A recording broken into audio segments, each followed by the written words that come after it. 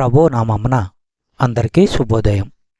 ఈరోజు దేవుని వాగ్దానము ఏమనగా, కొలస్సీయులకు రాసిన పత్రిక 1వ అధ్యాయము 17వ వచనము. ఆయన అన్నిటికంటే ముందుగా ఉన్నవాడు, ఆయనే సమస్తమునకు ఆధారభూతుడు.